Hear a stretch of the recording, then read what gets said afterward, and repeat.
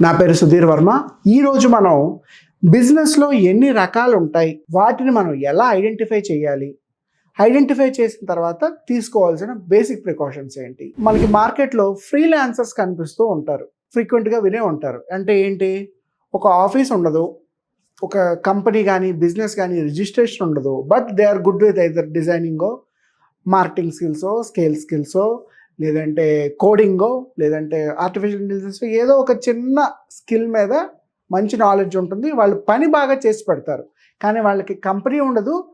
Market rate కన్నా చాలా తక్కువ రేటుకి వాళ్ళు వర్క్ చేసి పెడతారు. సపోజ్ ఒక కంపెనీ మీకు వెబ్సైట్ డిజైన్ చేయడానికి 25,000 30,000 అడిగింది అనుకోండి, వీళ్ళు 5,000కే చేసేస్తాం, 2,000కే చేస్తాం, లేదా 10,000కి చేస్తాం అని చెప్తూ ఉంటారు.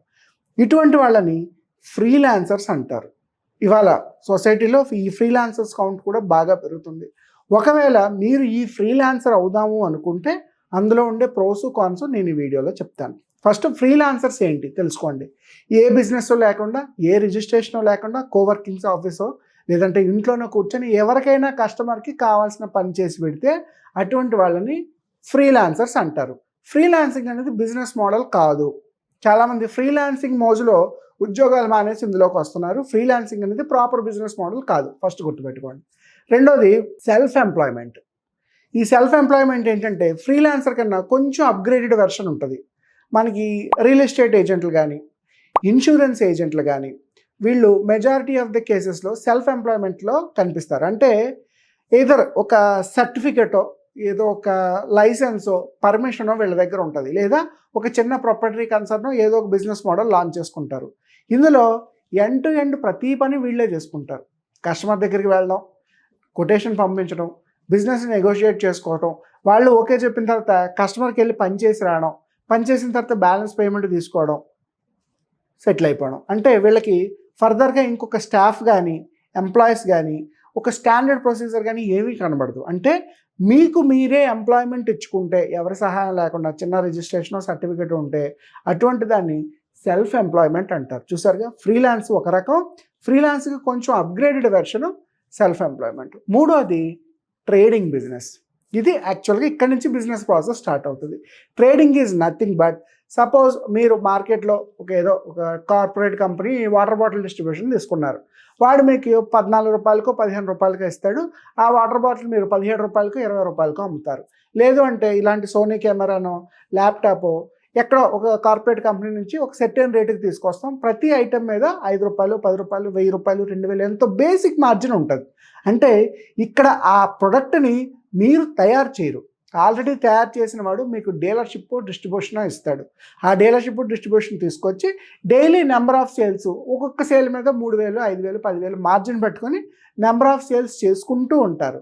ఇటువంటి దాన్ని ట్రేడింగ్ అంటారు. అంటే ఒక వస్తువుని యాజ్ ఇట్ ఈస్గా తీసుకొచ్చి మీరు కొన్న రేటు కన్నా ఒక 5 రూపాయలు, 10 రూపాయలు లాభం ఎక్స్ట్రా యాడ్ చేసుకుని మార్కెట్లో తిరిగి అమ్మేస్తే అటువంటిది ట్రేడింగ్ అవుతుంది.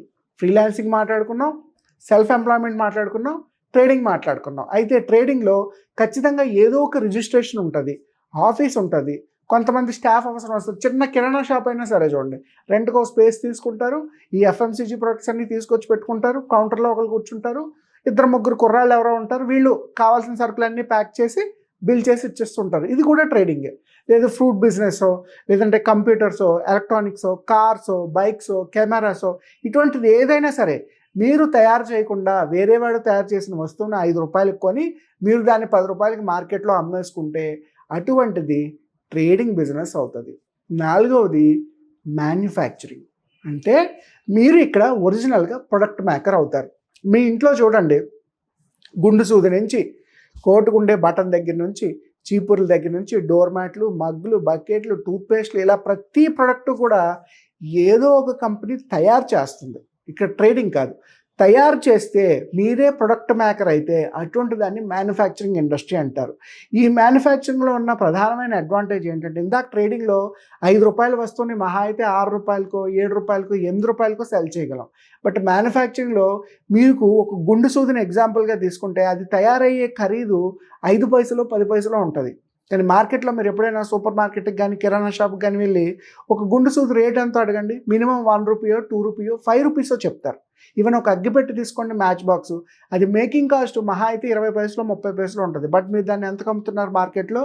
రూపాయికి. అంటే మీరు తయారు చేసిన దానికన్నా కనీసం 50%, 70%, 30% మార్జిన్ ఉంటుంది. రూ. 100 తయారు చేస్తే 150కి అమ్మే అవకాశం ఉంది, 200కి అమ్మే అవకాశం ఉంది, 500కి ఉంది, ఒక్కొక్కసారి రూ. 1000 కూడా అమ్మే అవకాశాలు మ్యానుఫ్యాక్చరింగ్ ఇండస్ట్రీలో కనిపిస్తాయి. ఈ మ్యానుఫ్యాక్చరింగ్ ఇండస్ట్రీకి ఎంత డిమాండ్ ఉంది కాబట్టే ప్రపంచవ్యాప్తంగా majority of the product manufacturing అంతా కూడా చైనాలో తయారవుతుంది. ఎందుకంటే వాళ్ళ దగ్గర అన్ని రకాల మ్యానుఫ్యాక్చరింగ్ యూనిట్స్ ఉన్నాయి. కెమెరాలు కావాలి, తయారు చేస్తారు. స్మార్ట్ ఫోన్స్ కావాలి, తయారు చేస్తారు. ఫ్రేమ్స్ కావాలి, తయారు చేస్తారు. బ్లాజర్స్ కావాలి, తయారు చేస్తారు. టేబుల్ కావాలి, తయారు చేస్తారు. అంటే వాళ్ళు అప్పటికే మ్యానుఫ్యాక్చరింగ్ యూనిట్లు పెట్టేసుకొని ఉన్నారు.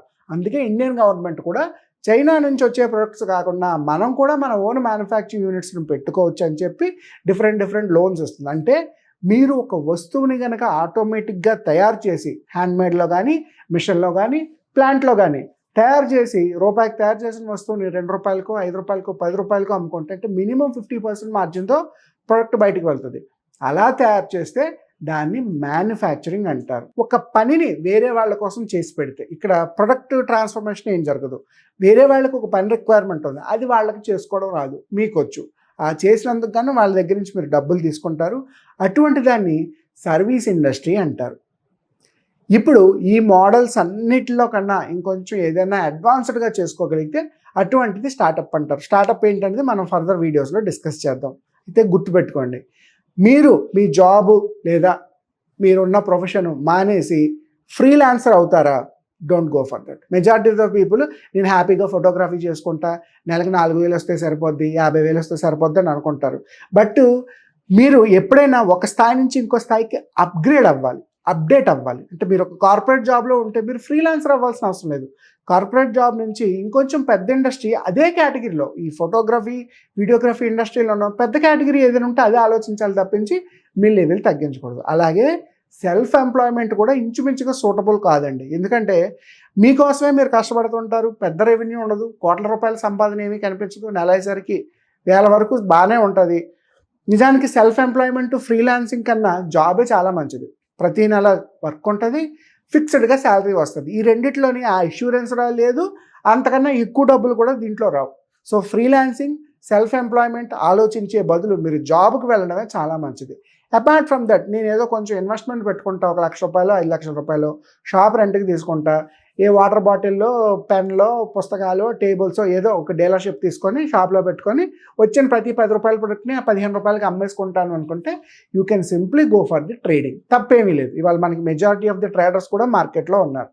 అలా కాకుండా నేను ఒక ఐటెంని తయారు చేస్తాను, పర్టికులర్గా ఈ ఐటెంకి మార్కెట్లో ఇంత డిమాండ్ ఉంది అని మీరు ఐడెంటిఫై చేసి ఏదైనా అటువంటి పర్టికులర్ ప్రొడక్ట్ని తయారు చేస్తే we can simply call it manufacturing. ఇవాళ ఒక అమెజాన్లో ఒక బెస్ట్ కేస్ స్టడీ ఏంటంటే ఒకానొక కంపెనీ అమెజాన్ పోర్టల్లో ఈ యూట్యూబ్కి, కెమెరాలకి వాటి ట్రైపాడ్స్ని చాలా ఎక్కువ సేల్ చేస్తుందంట. అలా ఇలాగా కాదు, మొత్తం ప్రపంచవ్యాప్తంగా ఆ కంపెనీ సేల్ చేస్తున్న ట్రైపాడ్స్ ఇంకే కంపెనీ సేల్ చేయట్లేదు. అప్పుడు అమెజాన్ వాడు ఐడెంటిఫై చేసి వాడి సెల్లర్ అకౌంట్ని బ్లాక్ చేసి అదే ట్రైపాడ్లు వీడు అందులో ఆన్లైన్లో సెల్ చేయడం మొదలుపెట్టాడు. అంటే ఒక ఐటెంకి ఎంత డిమాండ్ ఉందని మీరు ఐడెంటిఫై చేస్తే అటువంటి మ్యానుఫ్యాక్చరింగ్ యూనిట్లో ప్రపంచవ్యాప్తంగా ఎక్కడ పెట్టినా క్లిక్ అవుతే ఐటెంని కొనుక్కునే వాళ్ళు కూడా చాలా ఎక్కువ మంది ఉన్నారు.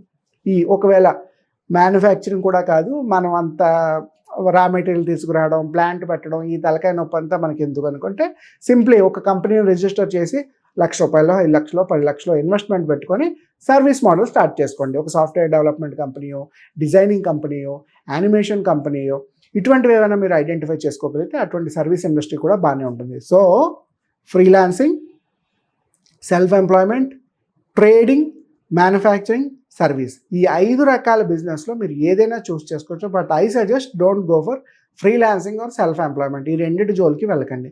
ట్రేడింగ్ తీసుకోండి, మ్యానుఫ్యాక్చరింగ్ తీసుకోండి, సర్వీస్ తీసుకోండి. ట్రేడింగ్లో కొంచెం మార్జిన్స్ ఉంటాయి, టర్న్ ఓవర్ ఎక్కువ ఉంటుంది. మ్యానుఫ్యాక్చరింగ్లో ఎక్కువ మార్జిన్స్ ఉంటాయి, ఎక్కువ టర్న్ ఓవర్ ఉంటుంది. సర్వీస్ ఇండస్ట్రీలో తక్కువ టర్న్ ఓవర్ ఉంటుంది కానీ ఎక్కువ మార్జిన్స్ ఉంటాయి. ఇవి ఏంటి అనేది మనం ఫర్దర్ వీడియోస్లో డిస్కస్ చేద్దాం.